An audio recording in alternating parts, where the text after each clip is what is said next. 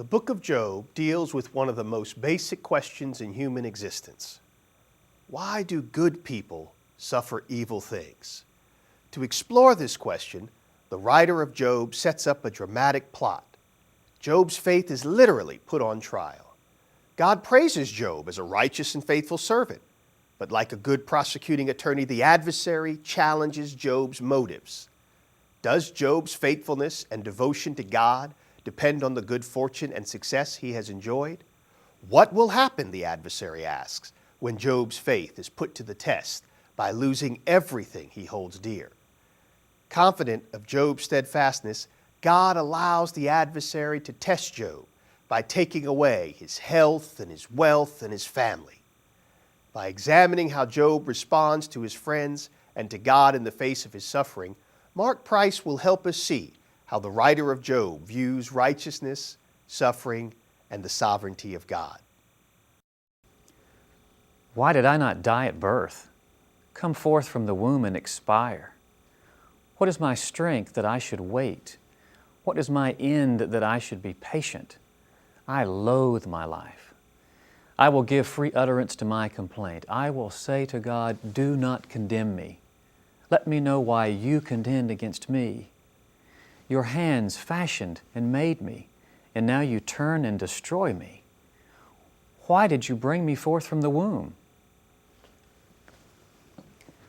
These are the words of Job, one of the most memorable and troubling characters in all of the Bible, in all of world literature for that matter.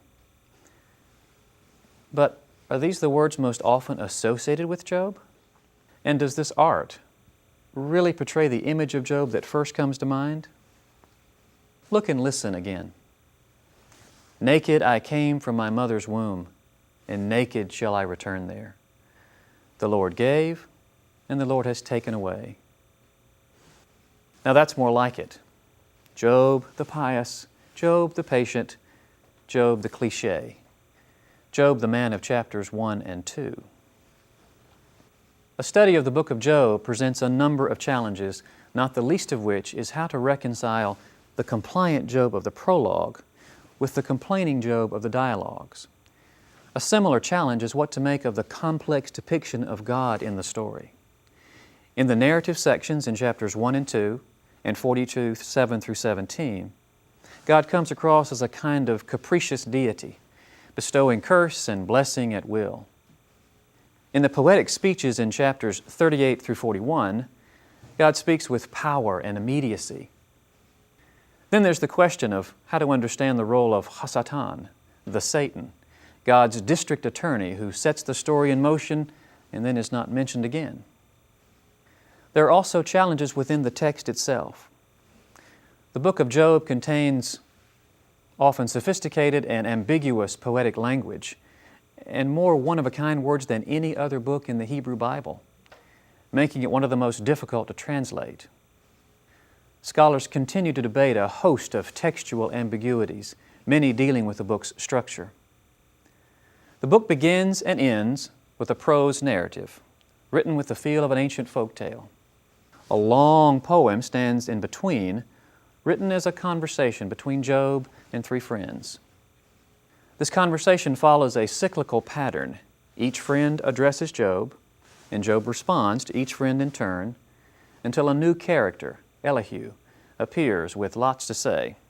Unlike the dialogues between Job and his friends, Elihu's speech is a monologue, seen by some as summarizing the arguments of the other three or as setting the stage for what follows. A text belonging to the Old Testament pseudepigrapha entitled The Testament of Job went so far as to describe the words of Elihu as inspired by Satan. Finally, God speaks to Job out of the whirlwind, and the poetry ends with a last word from Job. Questions abound. How did the book's distinct prose and poetry sections come together? How is the meditation on wisdom in chapter 28 to be understood? Who exactly is speaking and when in the third cycle of speeches? What is the purpose of Elihu's speech, and why does he suddenly appear before God speaks and then is not mentioned again? As with any good story, though, our task as readers is to hold in tension our various impressions of Job, God, as well as apparent incongruities in the text, until the whole story is told. For if Job is anything, it is a story whose very ambiguity and tension suggest its meaning. Consider the question that opens the story. Does Job fear God for nothing? In other words, is the motivation to live right and obey God based on a promise of reward and blessing? The question has us hooked, precisely because it articulates one of the thornier issues of faith. But ironically, what really has us hooked is our false presumption that the story will simply answer that question. And for several verses, the prose section lets us think just that. We see Job responding to unimaginable calamity with the words, "Shall we receive good at the hand of God and not receive the bad?" But as the text shifts from prose to poetry, Job shifts as well. And after a week of sitting in ashes and scraping his flesh with a pottery shard, Job is ready to sing a different tune. "Was I born for this?" he cries. "Why is God using me for target practice? Where is justice? Where is God? Why me?" In the cycle of speeches between Job and his friends, it becomes clear that the opening question, "Does Job fear God for nothing?" is no longer the only one on the table. Now Job wants to know why God should be feared at all, if God is indeed so oblivious to injustice. "Know then that God has put me in the wrong. Even when I cry out, 'Violence!' I am not answered. I call aloud, but there is no justice." Job wants to know why God seems indifferent to suffering in the world. From the city the dying groan, and the throat of the wounded cries for help. Yet God pays no attention to their prayer. Job wants God's very sovereignty put on trial. "I desire to argue my case with God. Will you plead the case for God? I know that I will be vindicated." Job's words fly in the face of conventional wisdom offered by his friends. Human beings are born to trouble just as sparks fly upward, they argue. Repeatedly, Eliphaz, Bildad, and Zophar try to convince Job to admit his own guilt and repent of his arrogance.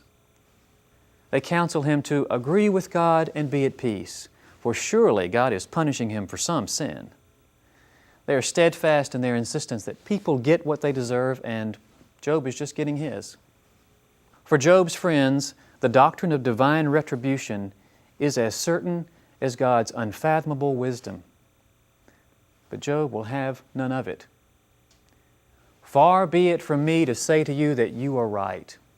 Until I die, I will not put away my integrity from me. I will hold fast my righteousness and will not let it go."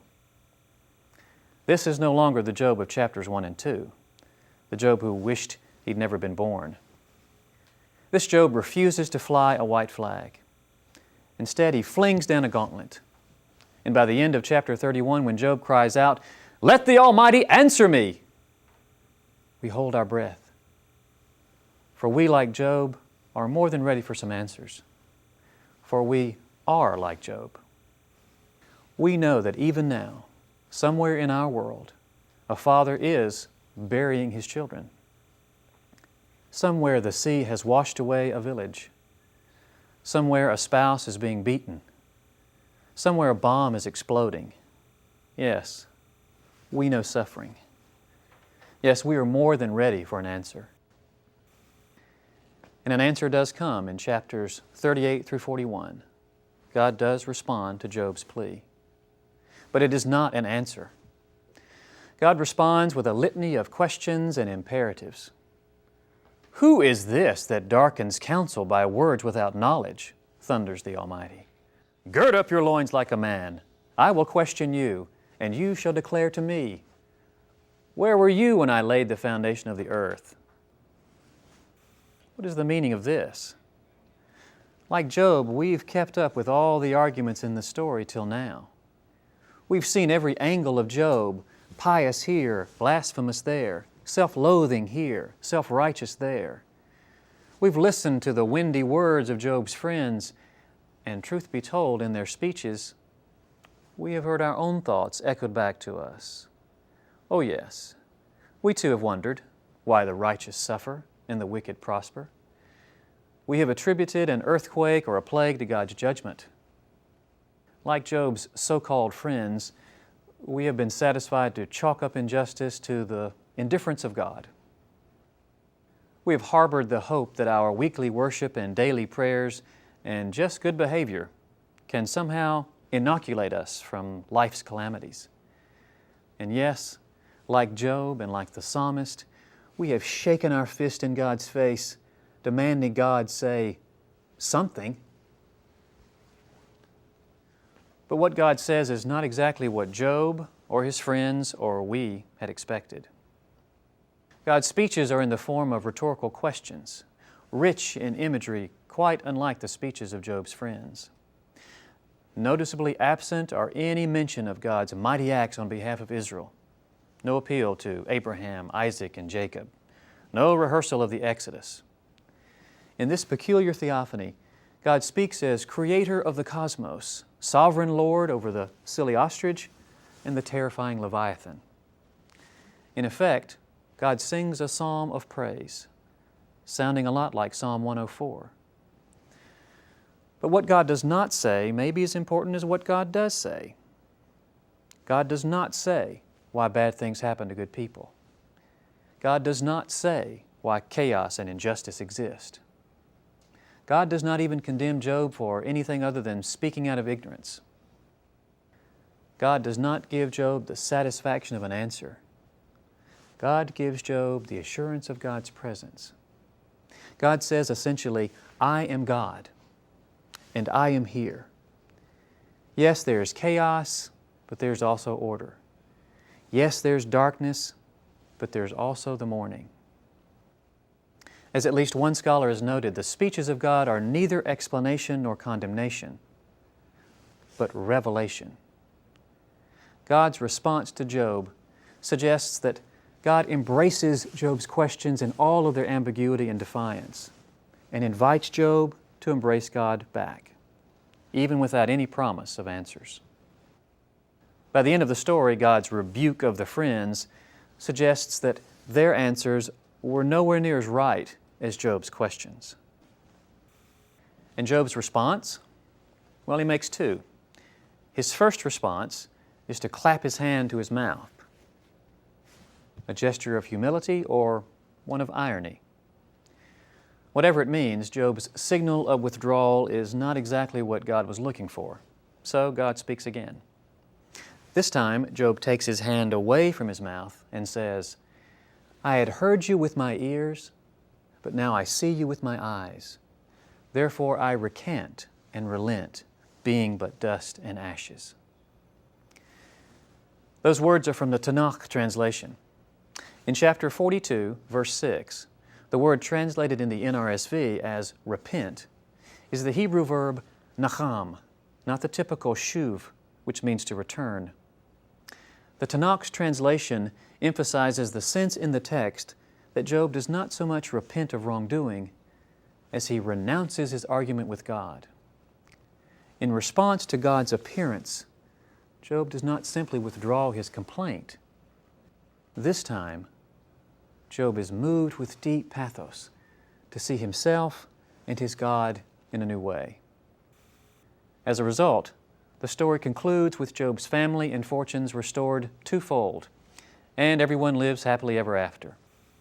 More irony, grace, or intentional dissonance? Perhaps all we can know for sure is that what has ultimately been restored is the relationship between Job and God. And when all is said and done, isn't that what Job and we are looking for?